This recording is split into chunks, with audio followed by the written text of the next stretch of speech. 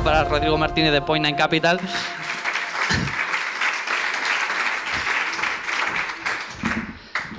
Que me ha hecho gracia, me dice David, ¿que conoces a Rodrigo? Y digo, no, Rodrigo y yo estamos aquí apuntados a todos los cacahuetes que haya, todos y más.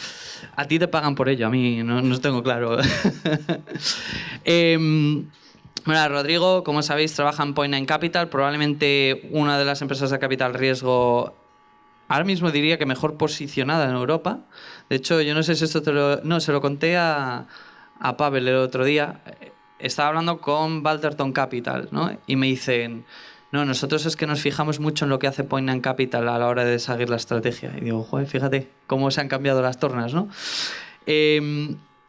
Pregunta, ¿no? Estábamos hablando David y yo antes un poco, no tanto entrar en la típica temática, y os lo voy a abrir luego, si queréis hacer preguntas un poco hacia dónde queréis llevar la conversación, pero pregunta típica que me comentaba David y que me parece muy interesante es, tú que estás viendo muchas inversiones, ¿cómo ves la diferencia en cuanto a calidad y, por un lado, calidad de los proyectos en el mundo hispano y, por el otro lado, la recepción o cómo se trata esos proyectos desde el mundo del venture capital cuando son, por ejemplo, británicos o americanos frente a hispanos? Y haciendo de buen político, me salto tu pregunta y me presento primero y les cuento un poco qué hacemos, porque ¿quién conoce Point9? Vale, entonces es relevante, ¿no? Estamos basados aquí en Berlín, pero invertimos 1/3 en Norteamérica y los otros 2/3 por el resto de Europa. Es un fondo de early stage. Early stage significa para nosotros invertir entre el medio y $1 millón en primeras inversiones. Y solemos ser, o intentamos ser el primer inversor institucional en las compañías en las que estamos. O sea que lo normal es que entremos o al mismo tiempo o después de Business Angels. Y de momento tenemos una inversión en España, que es Typeform, que va como un cohete, o sea que si alguno quiere trabajar en una startup potente, ahí tiene un buen sitio. Y venimos de haber invertido en Delivery Hero aquí en Berlín, entre otras compañías que quizá podáis conocer. Y después de esto, ahora respondo a tu pregunta. Como os decía, invertimos 1/3 en Norteamérica y los otros 2/3 en Europa, entonces tenemos la suerte de ver muchas oportunidades que vienen de todo el mundo. Y el primer punto que creo que es muy importante, y lo decían en el panel anterior, es la comunicación. Y eso, cuando estamos invirtiendo en una etapa tan temprana, es clave, porque más tarde los números suelen hablar. Antes de estar en Point9, estaba en Index en Londres haciendo rondas entre 20 y 50 millones de euros, y ahí básicamente te pones a mirar los números y lo que te digan los números es lo que vas a financiar. Pero aquí que estás invirtiendo muchas veces en compañías que están empezando a andar, que facturan algo pero ni siquiera lo suficiente como para pagarle al fundador, si tienes una persona que comunica y que suena muy ambiciosa y que ves que tiene una visión muy global y que se expresa muy bien y que decide muy bien las palabras que utiliza cuando está presentando su negocio, marca la diferencia. Pero dicho esto, vemos que ahora mismo las valoraciones en España están igual o incluso a veces más caras que en el resto de países en los que estamos invirtiendo. Y te puedo dar ejemplos de rondas que estamos mirando ahora muy de cerca, donde equipos muy similares, en oportunidades muy similares, el precio es más alto en España. O sea que creo que está cambiando todo mucho, porque hay mucha más ambición en la gente que está montando sus compañías desde España, que salen directamente y saltan a levantar dinero en su primera ronda en Londres, en Berlín, o incluso van directamente a Estados Unidos. Eso es mucho más difícil, para ser sinceros. En las primeras rondas que Estados Unidos te presta atención es más complicado. Pero hay un cambio brutal. O sea, de 3 años ahora, que es el tiempo que llevo yo aquí en Point9, muchísima más ambición en los equipos españoles, valoraciones muchísimo más altas, equipos mucho más completos desde el principio, el pitch y la presentación. Hay muchísima documentación en internet, entonces ya no hay justificación para alguien que no venga muy preparado a la primera reunión con un VC. Y luego otro aspecto que creo que es muy importante. Como hispanos tenemos la tendencia a pensar que el mercado al que saltar luego, y esto lo repito muchas veces, pero tenemos la tendencia como que el mercado al que saltar luego es, venga, pues nos vamos a México. Y para nosotros, como inversores de capital riesgo, nosotros tenemos siempre en mente cuál es el exit, aunque no sea lo que vayamos a hacer pronto, porque nuestro objetivo es, cada vez que invertimos, llevar la compañía a una salida pública, si es posible, a una salida pública a bolsa. los mercados latinoamericanos son mucho más complicados para nosotros porque no sabemos quién es el siguiente que va a poner dinero. No sabemos quién son los fondos que van a poner el dinero después. Y además, y esto es una opinión personal, creo que el entorno regulatorio y el entorno de negocios es muchísimo más sencillo para un equipo español venirse a Alemania o irse a Francia o irse a Reino Unido o incluso saltar a Estados Unidos que irse a México, donde lo más parecido que tenemos es el idioma. Pero luego hay muchas barreras que son distintas. Entonces, si ese es vuestro negocio, es ir de España y saltar a Estados Unidos, o sea, y saltar a Hispanoamérica, entonces va a ser mucho más complicado que los fondos de capital riesgo os presten atención. De hecho, bueno, siento lo de la no introducción a Point 9, es que ya estoy tan acostumbrado a verte que ya asumo que todo el mundo conoce a Rodrigo. Es como, está ahí en todas, lo cual es bueno porque les da acceso a muchos de los proyectos que nadie más conoce. Pero sí, bueno, me gustaría que apuntalaras un poco, sobre todo porque hay gente también de Latinoamérica, entonces no solamente la gente de España, sino ¿estáis recibiendo proyectos, por ejemplo, de Latinoamérica que están abriendo Europa? Sí, incluso hemos mirado cosas muy de cerca en Latinoamérica para invertir expuestos a Latinoamérica, pero se trata de negocios que conocemos extremadamente bien porque hemos invertido en alguna, por poner un ejemplo y hablar con casos exactos. Tenemos 2 compañías en el portfolio, una tercera ahora que están en el sector del software as a service para contabilidad.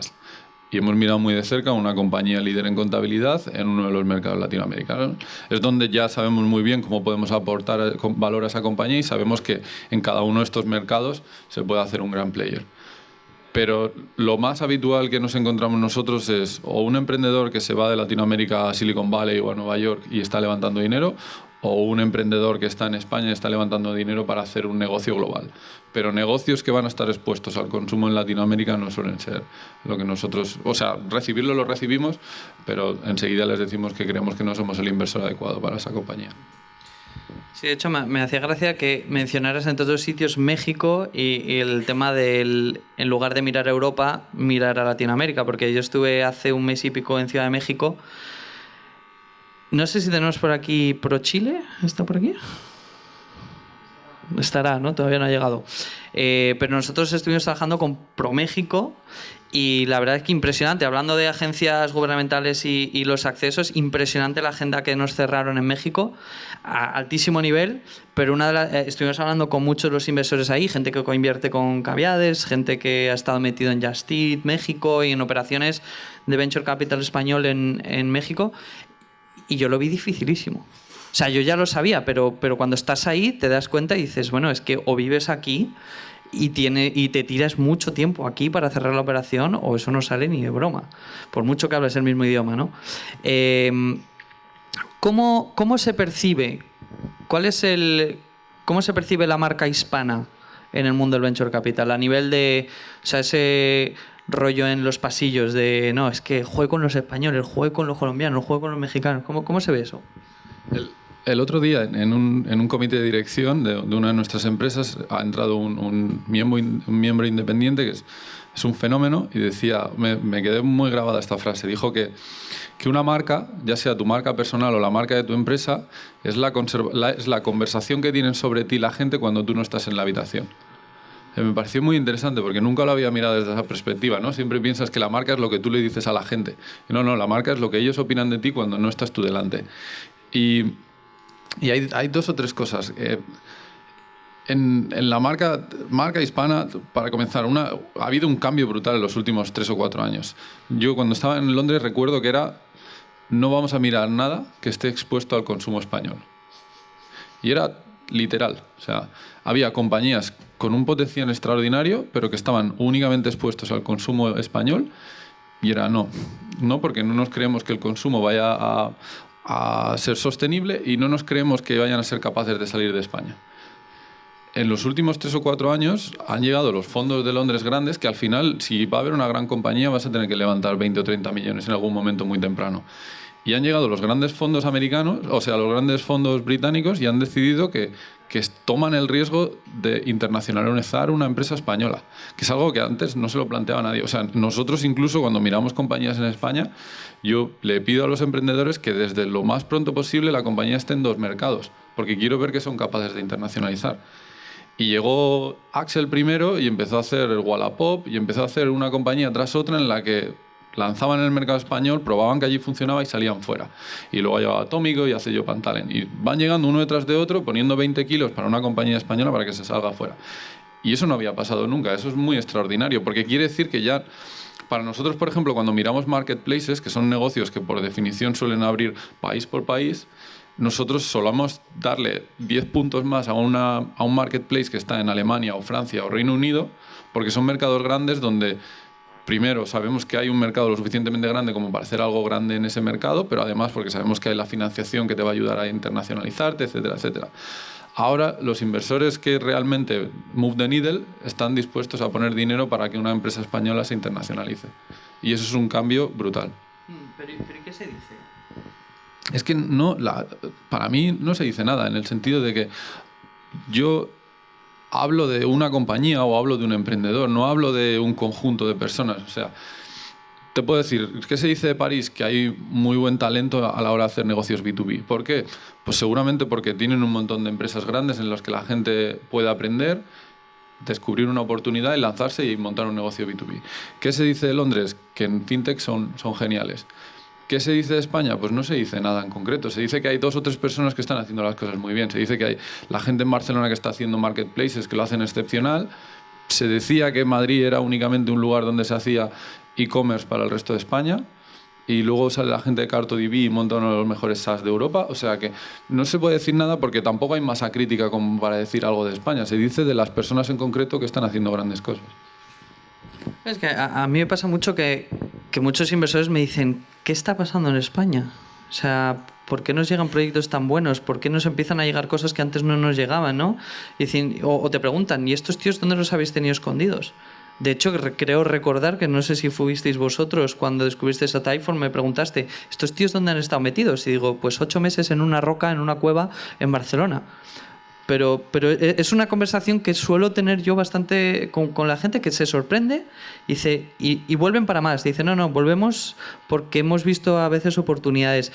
Dicho eso, solo tenéis una inversión en España. ¿Por qué? O sea,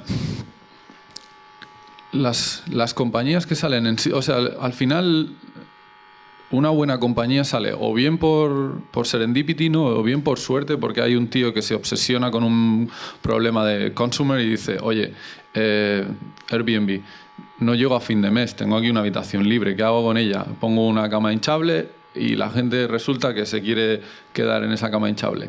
Y así monto un negocio que vale 20 y pico billón. Eso es complicado, ¿no? O sea, hay muchos pasos ahí en los que la suerte ha jugado un factor muy alto. Y el background de esa gente no contaba demasiado. O contaba mucho menos que en los casos en los que son mucho más de B2B de, oye, me doy cuenta que aquí hay un problema y voy iterando poco a poco y voy creciendo muy poco a poco y voy creando algo que es muy valioso. Y el ejemplo de Typeform, el ejemplo de CartoDB, que son 2 ejemplos importantes, son gente que habían tenido agencias, que habían estado prestando servicios de tecnología a empresas más grandes. El ejemplo de Typeform, si no me falla la memoria, es que Roca, la empresa de sanitarios, les pide un formulario para ponerlo en una pantalla grande en un showroom donde la gente pueda entrar y rellenar un formulario. Y la gente de Pulpo Labs, que era la agencia antes de Typeform, dice, estos formularios que existen en la web no valen para nada, son feos, nadie los quiere rellenar, vamos a hacer un formulario bonito. Hacen un formulario bonito y dicen, oye, este formulario bonito no solo es para Roca, esto es un producto en sí mismo. Y termina convirtiéndose en Typeform. Los de Carto empiezan a montar cosas de consultoría a empresas y terminan montando un producto excepcional. Entonces, ¿qué está pasando? Pues yo creo que muchas de esas consultoras que hacían proyectos de IT para las empresas más grandes están dándose cuenta que pueden sacar productos y ser capaces de venderlos.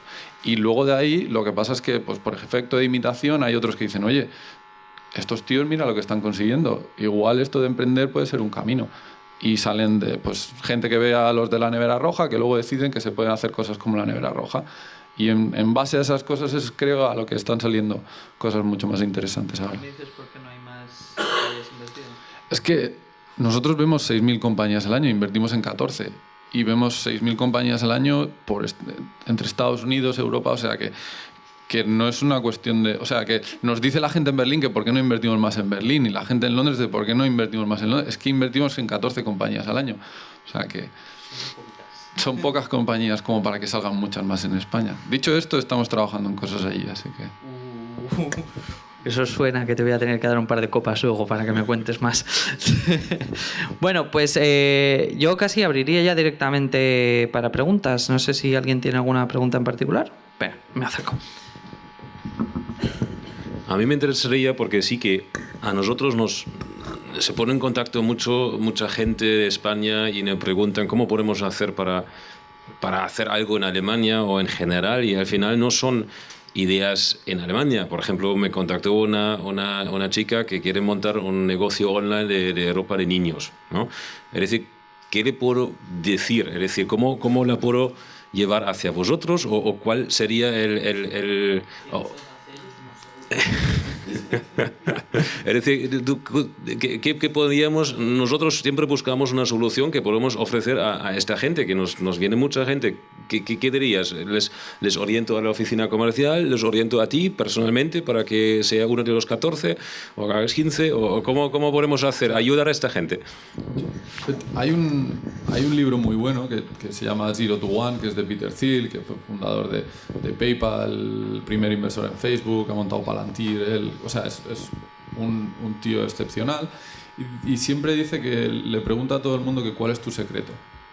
Porque cuál es tu secreto quiere decir qué es lo que tú ves distinto a cómo lo ve el resto del mundo y piensas que el resto del mundo está equivocado y que tú lo has acertado, y en base a eso es lo que puedes crear un negocio excepcional.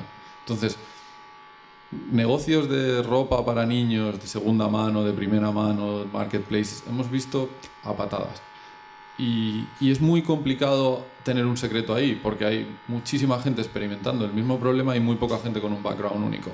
Entonces, yo creo que el primer paso es que la mayoría de gente debería ser consciente: ¿es mi negocio un negocio en el que tiene sentido tener capital riesgo o no? Porque capital riesgo, lo que estamos intentando hacer es poner nosotros 1 o 2 millones para que luego venga otro y ponga 15 o 20, para que luego venga otro y ponga 50 y para que luego la compañía salga a bolsa. Entonces, el nivel de exigencia en el equipo, el nivel de ambición, el nivel de mercado que tienes que tener, y sobre todo la idea desde la que arrancas, es muy particular. Y casi de 6.000 compañías invertimos en 14. Muy pocas compañías deberían estar buscando capital riesgo. Y vemos un montón de compañías y parece como que es feo, ¿no?, decirle a alguien: oye, no intentes levantar capital riesgo con este negocio. Porque hay negocios que pueden darte 5, 10.000, 20.000 euros al mes, que si intentas levantar capital riesgo no te van a dar ese dinero y probablemente te des una leche. Entonces, el primer paso yo creo que es que hay que educar a la gente qué tipo de financiación es la adecuada para su negocio y cuándo deben estar buscando financiación externa. Y a veces va a ser muy doloroso la primera fase de 12 a 18 meses en los que vas a estar ramen soup level, que dicen que es comiendo sopitas todos los días porque no da para mucho más, pero pasado ese momento tienes un negocio rentable. Tienes un negocio que puede dar pie. O sea, hay que entender muy bien cuándo se trata de un micronegocio en Internet, que es el equivalente al ser antes un autónomo, y cuándo estás creando una compañía. Y todo el tiempo que dedicas a intentar levantar financiación cuando es el momento inadecuado es tiempo perdido que podías haber prestado a tu negocio. Entonces, si son negocios de ese estilo, yo creo que la recomendación es: hay mucha información en Internet sobre cómo escalar un negocio de ese estilo. Si son negocios con el potencial y la ambición para ser modelos de venture capital, entonces estoy encantado de coger todas las llamadas posibles.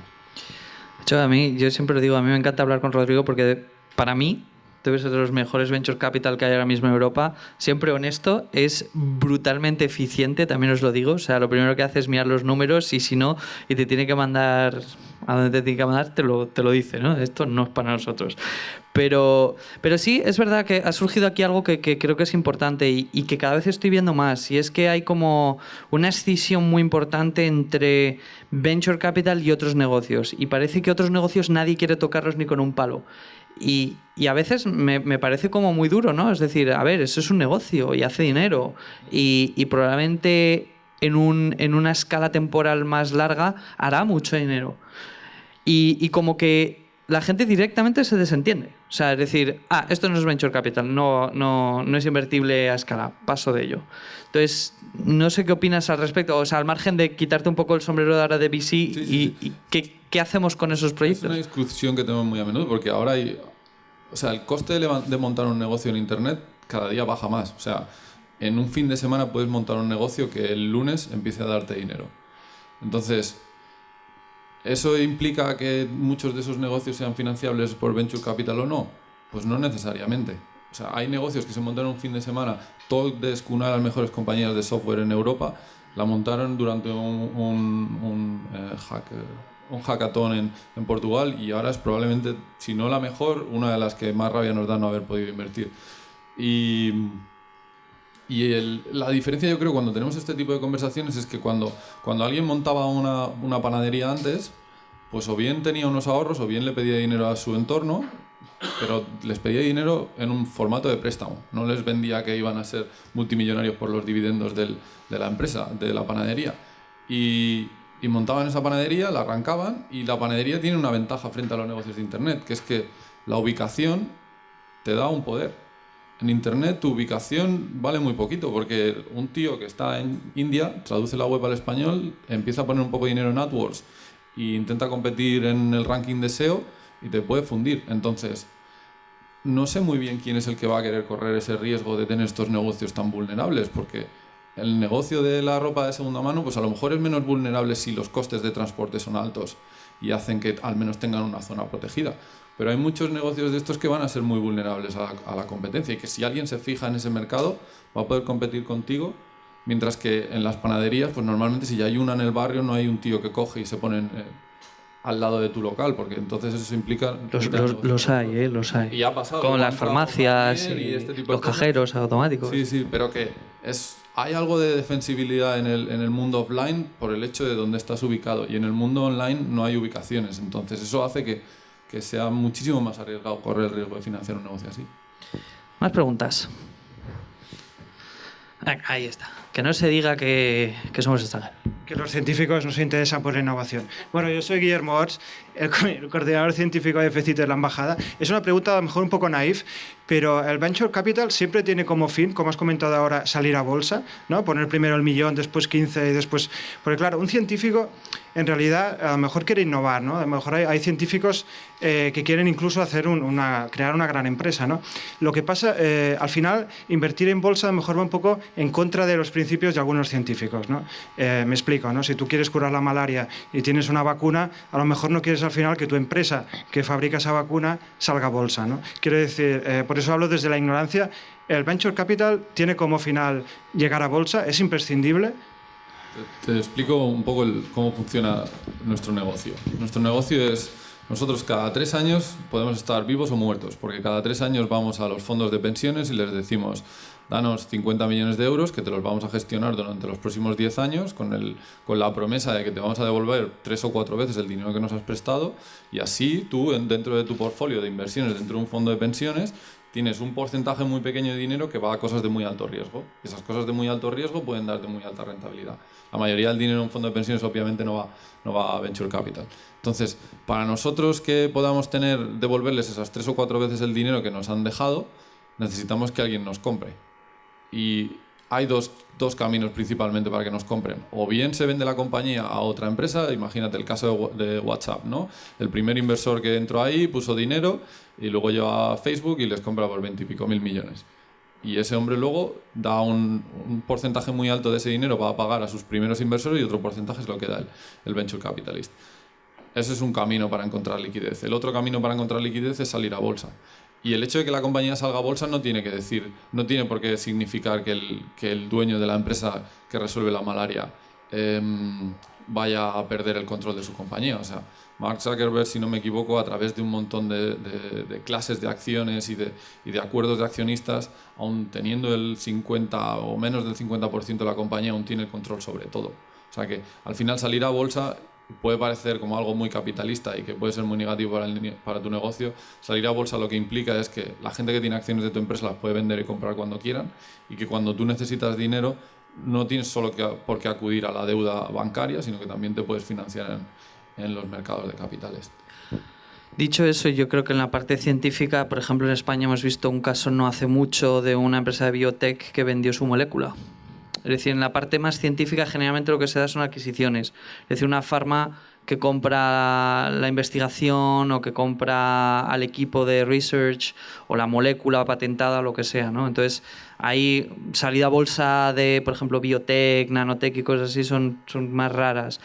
Es más raro en general. Yo creo que salida a bolsa hay pocas, Sí, exacto. indistintamente. Pero o sea. si puedo añadir ahí, los fundadores de Google eran dos tipos haciendo su PhD en Stanford. Mark Zuckerberg estaba en la universidad.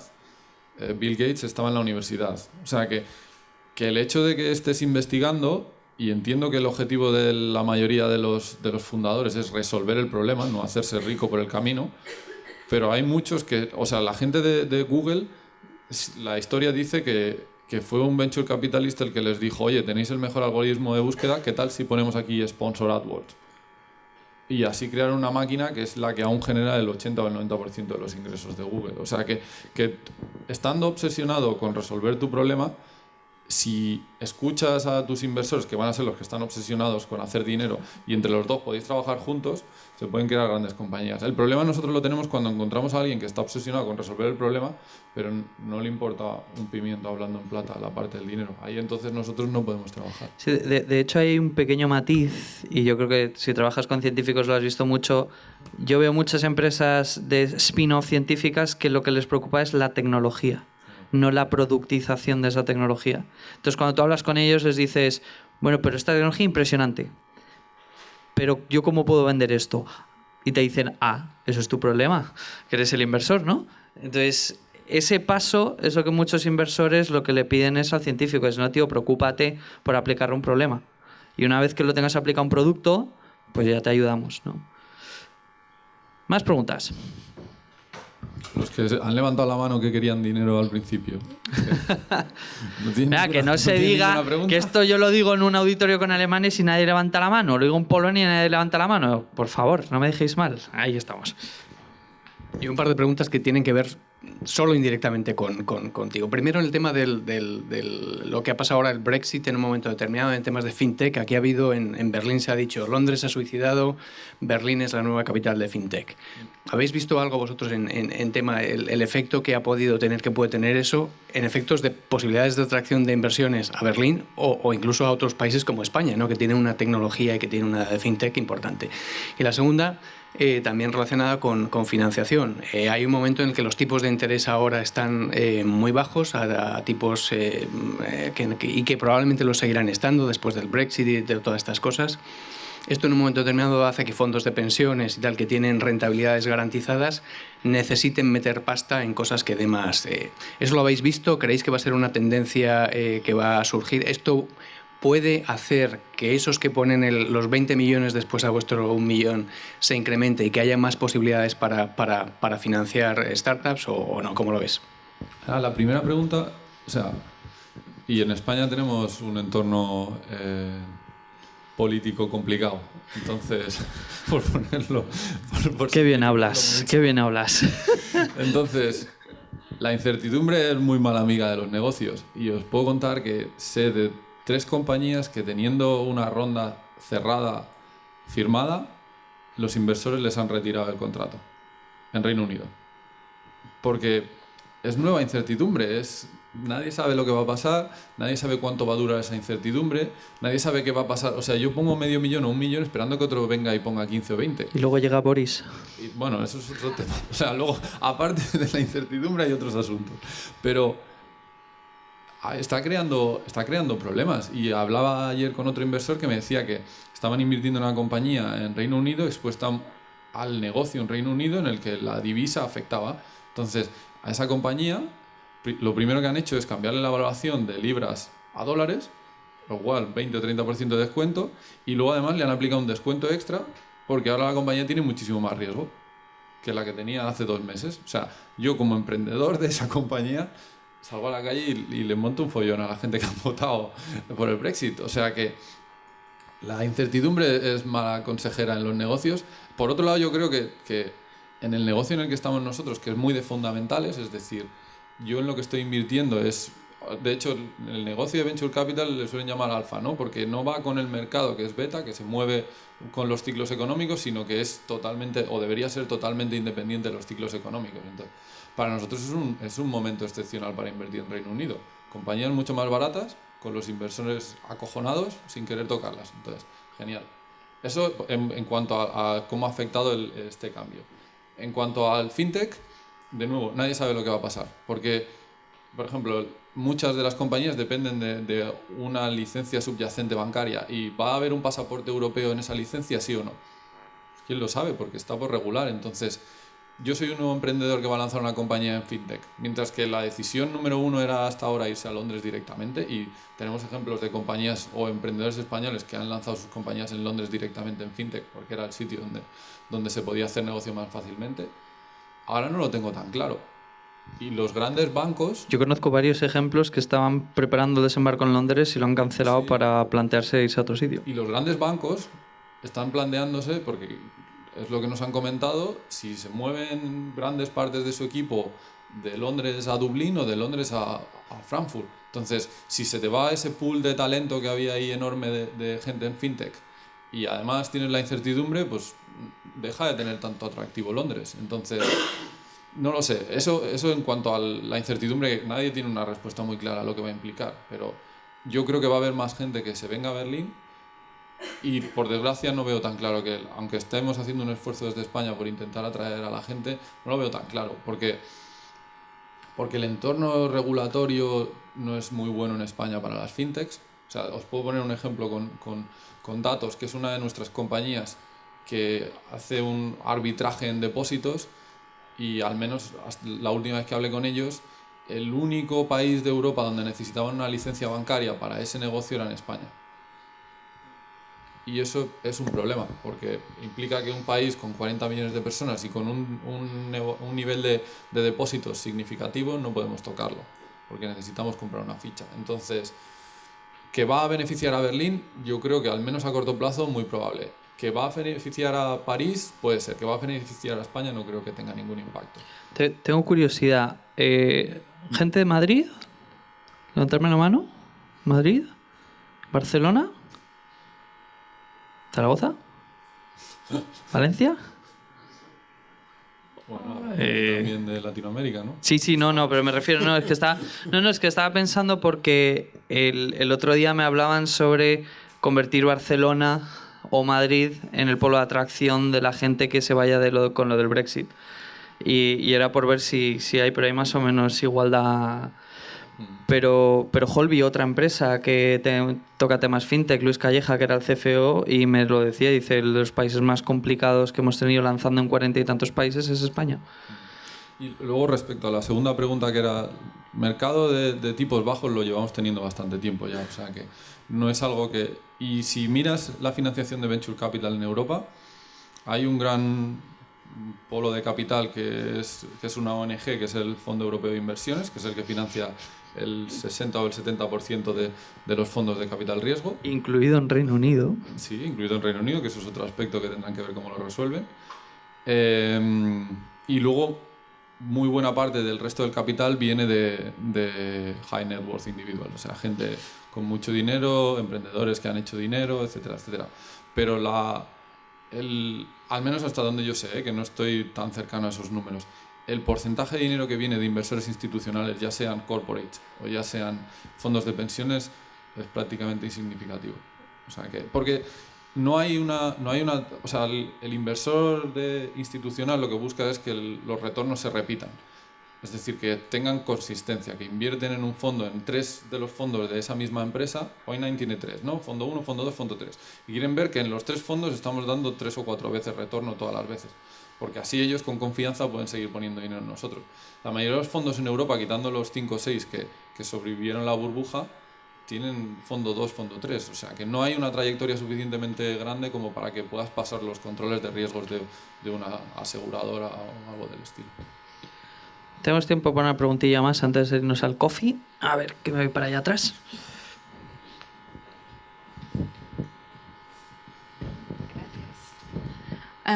Yo soy Ana. Mi pregunta es, tú mencionaste antes las ventajas y desventajas de un negocio en Internet y la ubicación física.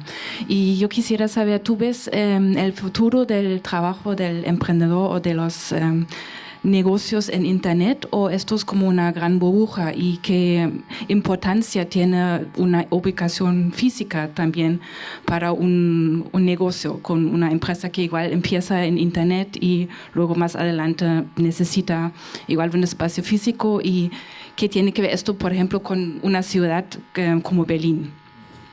Muy buena pregunta. Ana, que es de Peñaranda de Bracamonte, como podéis ver. Hay dos o tres Gracias, cosas que son importantes. Lo primero, igual ha habido y sigue habiendo casos en los que... A ver, el punto de partida es, cuando nosotros invertimos en negocios, no todos los negocios tienen que hacer dinero mañana. Y dentro de las inversiones que nosotros hacemos, hay compañías en las que... Mira, mejor lo explico con un ejemplo que va a ser mucho más claro. Cuando Spotify nació, al mismo tiempo nació otra compañía que se llamaba Radio. Y Radio la montaron, creo que era uno de los primeros tipos que estaba en Skype, o sea, gente muy sólida. Y lanzaron los dos y Radio se obsesionó desde el principio en monetizar, en hacer dinero, en tener un negocio rentable. Y Spotify dijo, no, vamos a obsesionarnos en crecer lo más grande posible y veremos qué pasa. ¿Y qué pasó? Pues que al final Spotify se hizo tan grande que podía negociar muy buenos contratos con la industria de la música. Y Radio, que se centró tanto en monetizar desde el principio, no llegó nunca a ser grande. Los contratos que tenía con la industria de la música eran nefastos y nunca llegó a hacer beneficio. Entonces, hay muchos negocios que tienen una estrategia de monetización a largo plazo. Y ahí es uno de los ejemplos donde el Venture Capital es el único camino. Porque Spotify ha levantado, no sé, 1.2, 1.5 billón en capital antes de llegar a ser el negocio que es ahora. Entonces, ¿hay burbuja, que es la pregunta típica en la inversión en Venture Capital? Es que, por definición, estamos invirtiendo en cosas que son muy, muy volátiles. Entonces, ¿quién puede decir si es una burbuja o no? Hay negocios de esos que funcionarán y negocios que no. Mientras que más o menos en conjunto haya negocios que funcionen, que compensen por los que no funcionen, yo creo que estamos en un entorno que funciona. Si la mayoría de los negocios no funcionan, entonces estamos en una burbuja que va a tener un resultado nefasto. Entonces, el primer punto es ese. Hay muchos negocios que no van a hacer dinero durante un periodo de tiempo muy largo y ahí es donde está el Venture Capital. Luego, lo segundo, en cuanto a la ubicación. Hay negocios en los que la ubicación es un factor clave. Si piensas, por ejemplo, Uber, si Uber no tiene liquidez, si no tiene taxis en la calle o si no tiene camiones en la calle o coches en la calle, no puede desarrollar su negocio. Entonces, por definición, Uber va a tener casi siempre un componente local, va a tener un equipo local en cada uno de esos países. Pero hay otros negocios donde Dropbox, por poner otro ejemplo, tú tienes un producto que se vende en la nube y no es muy importante dónde esté el equipo que lo está desarrollando. De hecho, por ejemplo, WordPress, que mucha gente lo conoceréis, tiene un equipo totalmente distribuido, no tienen oficinas. Basecamp es otro ejemplo del mismo estilo. El fundador de Basecamp vive en Málaga. Entonces, hay negocios que se pueden permitir ser remotos y hay negocios donde el ser remoto te va a complicar mucho las cosas.